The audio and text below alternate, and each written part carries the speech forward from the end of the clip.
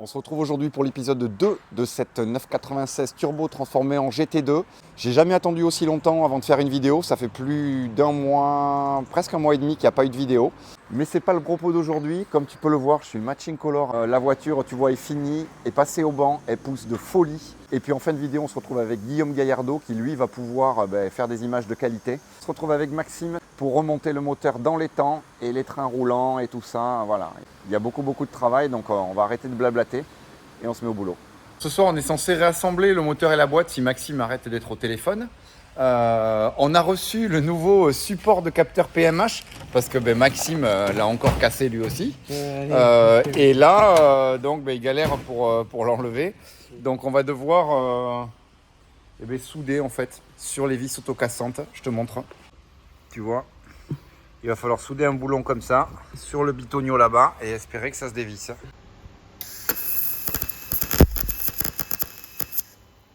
Allez, Maxime va nous casser le boulon.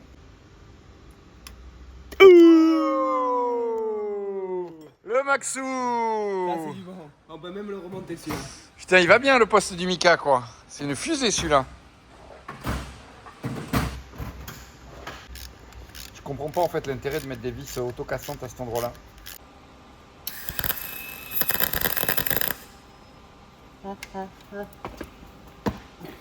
C'est bon. Eh oui. Tu peux brûler le jogging. Quelques trous supplémentaires. Je sais pas si vous remarquez, mais tout le monde est en vacances. Et il y a deux couillons qui bossent. Hein. Ouais, toujours les mêmes, les couillons. Ouais. Les plus vaillants. Bon, après, on a les peintures gratos, donc. Ça, faut pas dire ça. Ouais. Le massif volant moteur en place. Ça en est bien, en gros. Hop. Et là, c'est la fourchette, en fait, la unité, elle est là, et donc elle peut pas passer. C'est l'axe que tu mets. Ben oui. C'est un embrayage tiré. Moteur en place. Là, on va se faire le poids aux roues, le réglage de hauteur de caisse plutôt. On va se rajouter un peu de pré-contrainte parce qu'ils ont l'air quand même très mous, je trouve. Puis on enchaîne avec le montage du pare-choc de GT2 fraîchement repeint. Les GT2 normalement n'ont pas de grille, mais là avec ça, tu vois, ça fait vraiment d'origine. Regarde, celle-là, elle est un peu plus en bas que celle-là. Il faudra encore que Laurent peigne la partie basse, la partie noire. L'alignement et les jours entre les panneaux, c'est toujours ça qui fait la diff. L'aileron aussi, avec la fabrication là aussi de petites grilles sur mesure, tu vois. Le contour en aluminium, grille en alu, pour éviter de se laisser ces trous béants. C'est très joli. Et puis là, on va mettre la pelle à tarte. L'aileron, lui, vient d'être verni pour la deuxième fois.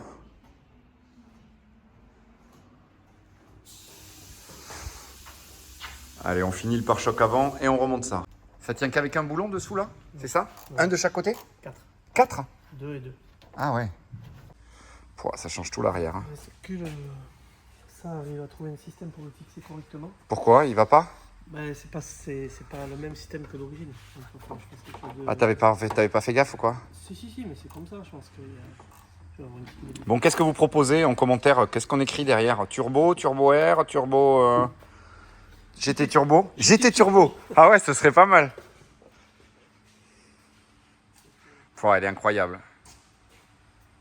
Allez, tu vois, avec tout refait, tout repeint, la peinture Téflon, les clignots remis en place. Regarde la correction des jours autour des clignots. Ici, donc, toujours, je le répète à chaque fois, mais ce qui vraiment transforme une 996 d'une GT2, c'est le museau qui est beaucoup plus long que sur une Turbo ou que sur une 4S. Tu vois, en gros, il y a ça en plus, quoi. Je viens de régler les suspensions. J'ai mis un tout petit peu de contrainte sur les ressorts. Je me suis mis à moitié au niveau dureté, 15 crans. Et là, maintenant, on va régler la position de la barre anti-roulis. Là, on est bien niveau hauteur, tu vois.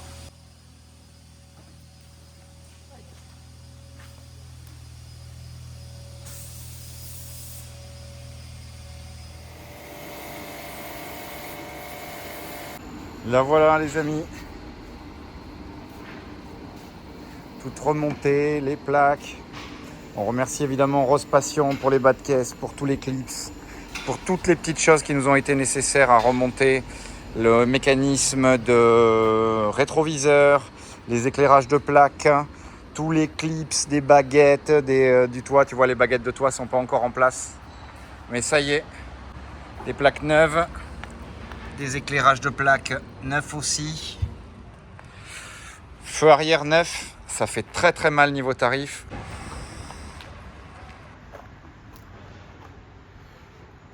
Je viens de poser celle-là sur les Seika, comme tu peux le voir, elle est par terre.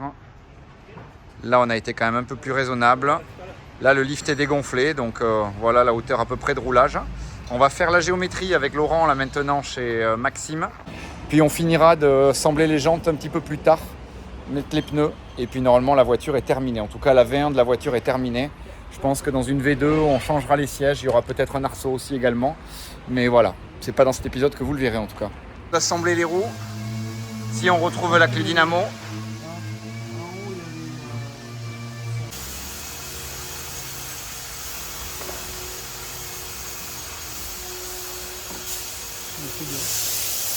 C'est dur ou quoi?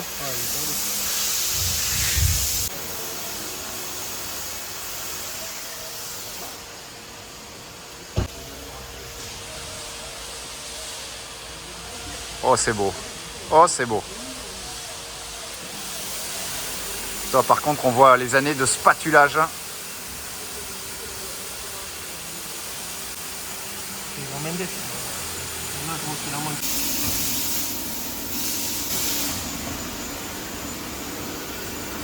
Là, on a dû poncer parce que ça, c'est de la peinture au téflon. Donc, autant te dire que jamais ça aurait accroché. Et voilà le joint final.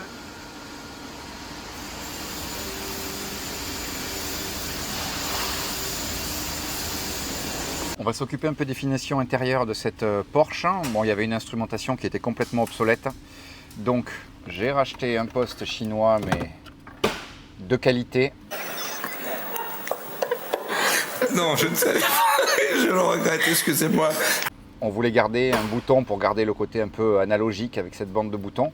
Le problème, c'est que cette voiture a eu différentes sonos. Il a fallu enlever tous les restes du lecteur de DVD, de tout ce qui avait été monté, des amplis. Donc, on avait déjà beaucoup enlevé dans la première vidéo, dans le premier épisode. Mais là, voilà, il y avait encore beaucoup à faire. Donc, j'ai fabriqué cet adaptateur avec la partie de notre poste chinois et une prise classique. Donc ça se monte normalement sans problème. Ici, j'ai fait passer nos deux USB dans la console et puis ça revient. Ici, j'ai fait passer le micro. Ça, il n'y a pas le choix. Enfin, le micro. Il faudra quand même redémonter parce que j'aurai besoin d'un adaptateur antenne ISO DIN. Mais bon, ça n'empêche pas de te montrer aujourd'hui comment ça se monte. On va se le mettre juste comme ça, sans l'emboîter. Alors maintenant, est-ce que ça marche? Ouais. Il est bon le chimiste. Et voilà, ça marche. Qu'est-ce que tu veux écouter? Toi, tu dois écouter à ton visage, tu dois écouter quoi? Du R. Kelly, des choses comme ça, non? Ça, c'est pas ton style? Tout seul en train de faire du jazz devant ta glace?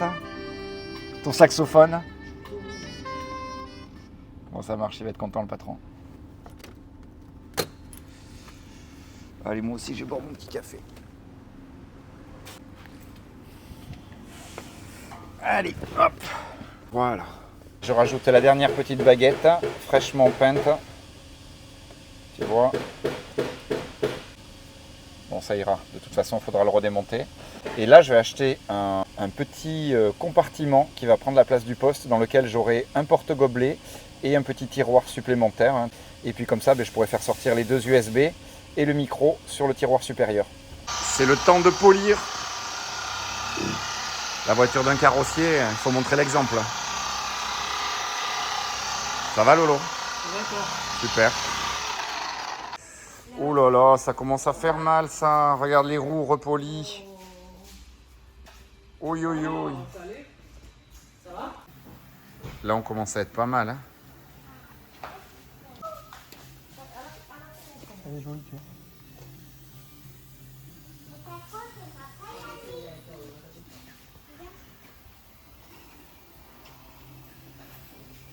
Waouh! côté, il est bien léger. Pas mal.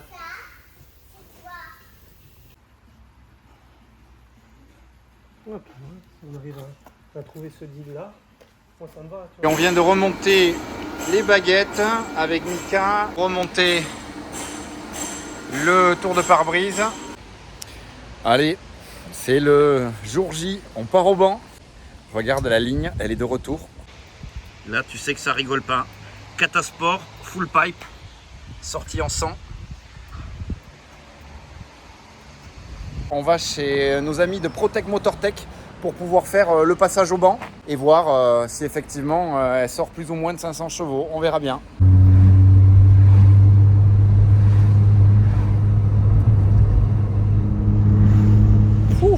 C'est stressant après avoir remonté une voiture sans vraiment l'essayer. Laurent discute, je pense, pour calmer la peur. On est à ce stade-là. C'est même plus du stress, c'est de la peur.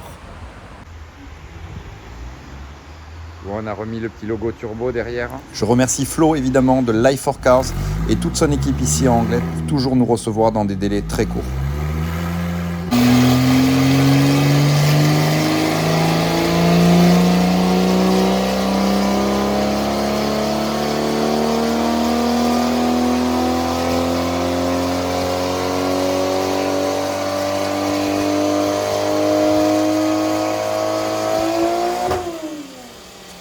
Allez, on recommence le tir. La voiture a fait disjoncter le banc.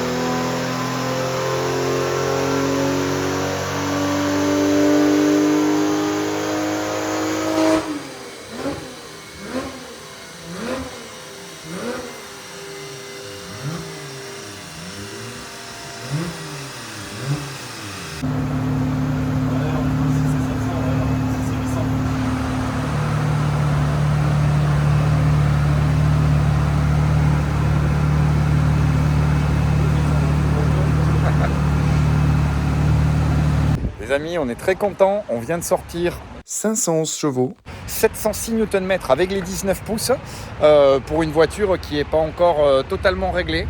Donc c'est plutôt pas mal, sachant que la voiture avait sorti 540 chevaux il y a 20 ans chez GeForce avec les 18 pouces et avec des turbos neufs, des intercooleurs neufs, 100 000 km plus tard.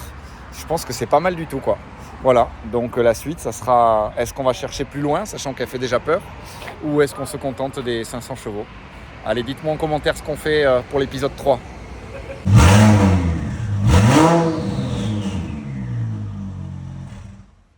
Nos derniers détails, toujours Classic Stickers, qui nous fait ces petits autocollants. Donc tu vois, on a fait refaire l'autocollant avec tous les codes options de la 996, mais L84R, c'est le rouge. Donc comme ça, on a les bons, tu vois, ça correspond. Alors évidemment, je le mets en vidéo pour qu'on ne me dise pas « Ouais, tu essayes de faire passer ta voiture pour une vraie rouge. » Non, je m'en branle. Et donc on a fait refaire la petite étiquette, pareil, de la couleur, 84A. Et là, on a refait faire les autocollants d'origine pour la porte. Celui-ci, je ne sais plus où il est. Enfin voilà. On va remettre tout ça sur la voiture. On va se laver les pinceaux pour ne pas les crader. Mais merci Classic Stickers.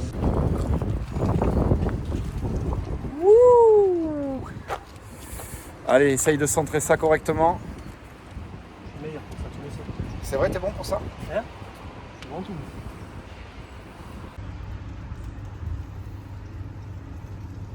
Pas mal, non? Ah ben là, de toute façon, c'est mort. Hein. Si t'es pas centré, à moins que tu veuilles nous faire un gros pli en plein milieu.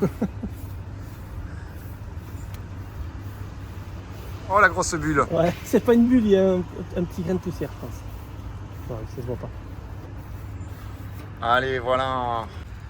Et là, pour tous les justiciers d'internet, hein, tu vois, il y a encore le vieux code dessous qu'on avait gardé au niveau de la peinture, au moment de la peinture.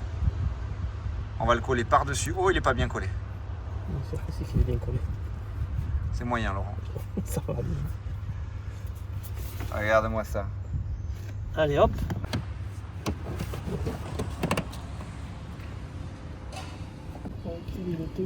Donc là, c'est l'autocollant numéro de série, c'est ça, hein? Celui-là, c'est... Plaque de tare, quoi.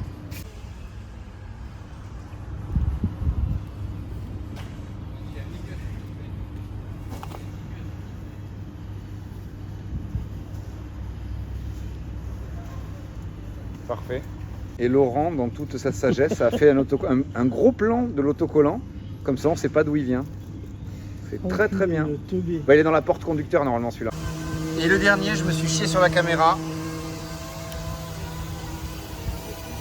Il est content?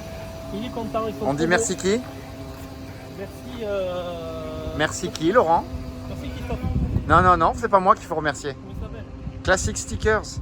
Merci. Compliqué, ça fait 20 fois qu'on le répète. Incapable. Voilà, bon, on en aura un autre de plus. Merci Jocelyn en tout cas. C'est très cool et ça permet d'avoir une voiture vraiment voilà, qui a l'air d'origine.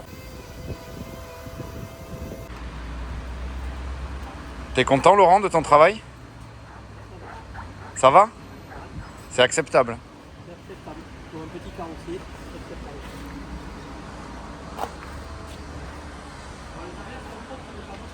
Tu vois, tous les sigles, toutes les grilles sont en place.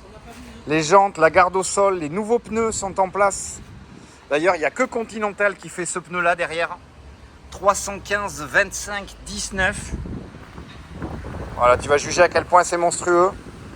Ici, tu peux voir le superbe échappement fait par notre ami Johan. Je te mettrai son lien en description. Catasport, X-Pipe au milieu. Et puis les deux sorties en 100 mm. C'est le grand jour aujourd'hui. Je pense qu'on a terminé la GT2. On va faire le petit essai routier avec Laurent maintenant. J'espère qu'il va être raisonnable. Sinon, je lui ai dit de toute façon que je pétais un truc dans la bagnole.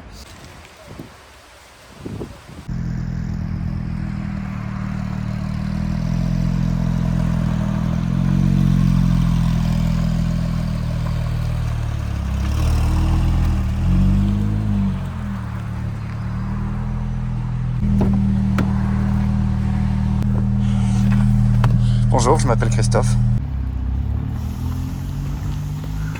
Tu vois, tout l'intérieur est remonté. Il a bien travaillé notre petit Laurent. Il nous manque encore, voilà, ici on va faire un petit truc custom pour pouvoir mettre des USB. Au tuning. Au tuning.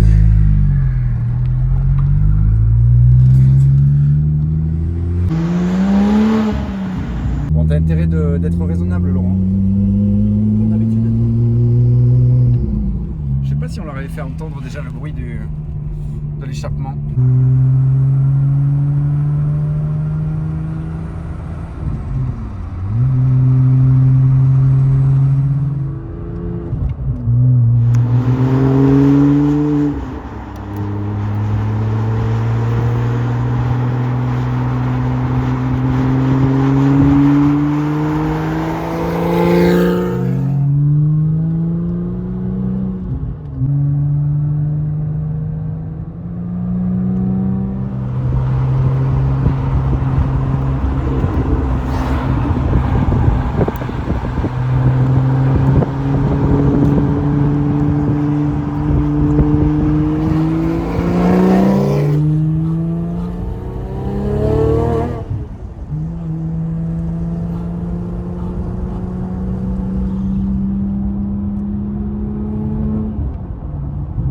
Calme-toi, Lolo.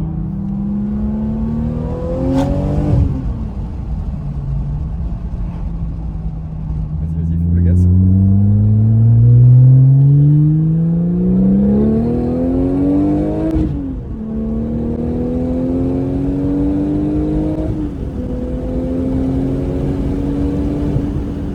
Putain de merde. De 0 à 80, là, c'est violent quand même. Hein. Mais non.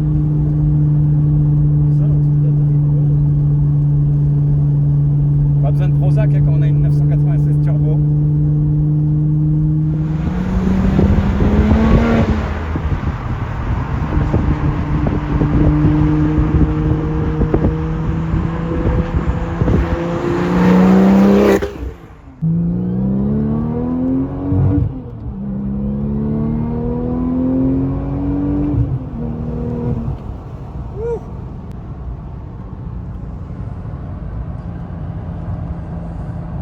seul truc perfectible pour toi, c'est quoi sur cette voiture?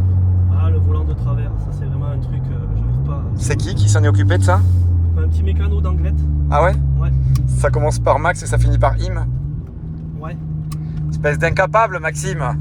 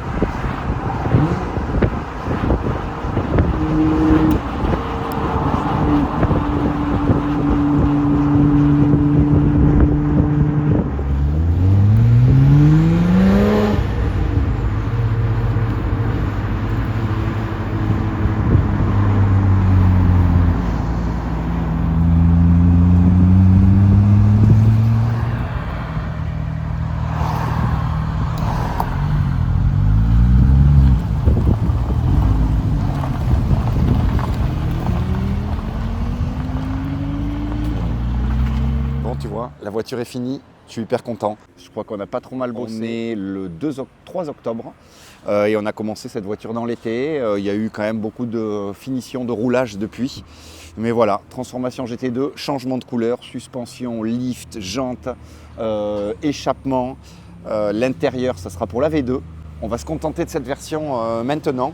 Et pour la V2, je pense qu'on mettra...